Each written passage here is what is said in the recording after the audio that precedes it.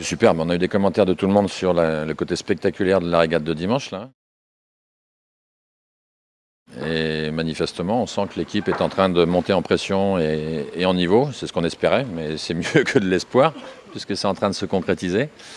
Des bons départs, là, plus réguliers qu'avant, donc ça veut dire une prise de confiance, probablement.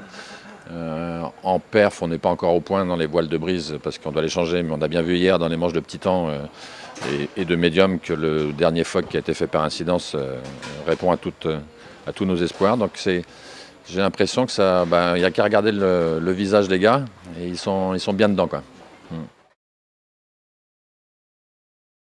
Oui, ça c'était hier, mais c'était là. Oui, ça aurait pu faire pratiquement 1, 2, 1 ou 3. Enfin, oui, ils ont passé probablement le plus de temps en tête ou second de toute la flotte.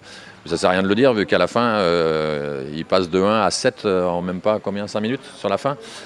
Mais ça, c'est le propre des manches de petit temps avec des bascules à droite et à gauche. Si on est du mauvais côté de la bascule, ils ne peuvent pas avoir tout bon tout le temps. Donc là, ils ont eu faux. Mais il n'en demeure pas moins que le résultat de la journée est intéressant, satisfaisant, parce qu'on voit qu'il y a le bon départ, c'est régulier, pas trop de prise de risque, un petit peu sur la fin, bonne vitesse, des bons placements, et puis il manque un petit peu de réussite, mais globalement, passer 2 tours en tête ou deuxième avec les clients qu'il y a derrière, là, je pense que c'est bien. Oui, on ne peut pas parler d'objectifs comme au foot voilà, mais les objectifs qu'on s'était fixés, c'était simplement du réalisme. Du réalisme qui consistait à dire on va découvrir d'abord, apprendre après, c'est logique, comme n'importe quel nouveau support. Et puis troisièmement, d'essayer d'apprendre le plus vite possible et se rapprocher des top teams le plus rapidement possible. Et on avait souligné qu'a priori, ça serait dans le meilleur des cas, en milieu de saison, qu'on pourrait venir jouer avec eux. Manifestement, on commence à jouer avec eux un petit peu maintenant.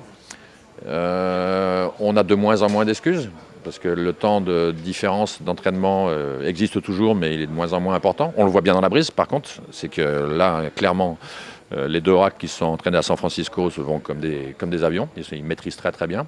Dans le petit temps, l'avance est beaucoup moins importante. On l'a vu hier, ils sont en milieu de tableau alors qu'on était devant. Mais maintenant, il y a un autre décalage sur lequel on a pas mal de discussions en ce moment, c'est sur le nombre de voiles autorisées, par exemple. On voit bien qu'on a un déficit pour des raisons qu'on comprend bien, parce qu'on a testé les premiers jeux de voiles, et on commence simplement à savoir comment les faire maintenant.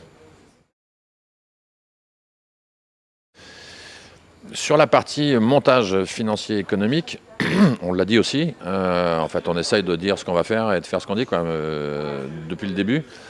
On a la chance, et c'est pas que de la chance, c'est d'avoir pu sécuriser en tout cas les 2 années d'AC45, et on est le seul dans les nouvelles équipes, avec l'arrivée de notre partenaire principal qui est Corum, qui est une belle marque en plus, qui a une vraie légitimité dans le domaine. La deuxième bonne nouvelle, on l'avait souligné aussi, c'est qu'on avait réussi à cette négociation avec l'organisation de bien séparer les 45 des 72, ce qui nous permet de bien cibler les 2 budgets, qui sont forcément complémentaires, mais qui peuvent être dissociés. Et le fait de réussir cette séparation, en fait, simplifie vraiment le sujet. Donc notre objectif, il est simple, c'est sécuriser la C45 et puis l'optimiser au maximum. C'est ce qu'on est pratiquement en train de réussir. Et maintenant, ça nous permet de nous concentrer sur le budget du 72 et de la campagne totale, sur lequel on travaille, comme on le sait, depuis maintenant juste 1 an, en fait, 12 mois. Et il nous reste 3 mois pour conclure avant le mois de novembre. Donc les garanties de réussir, je ne les ai pas. Mais je pense qu'on se rapproche de plus en plus d'un niveau de faisabilité qui est positif, quoi. On n'est pas loin.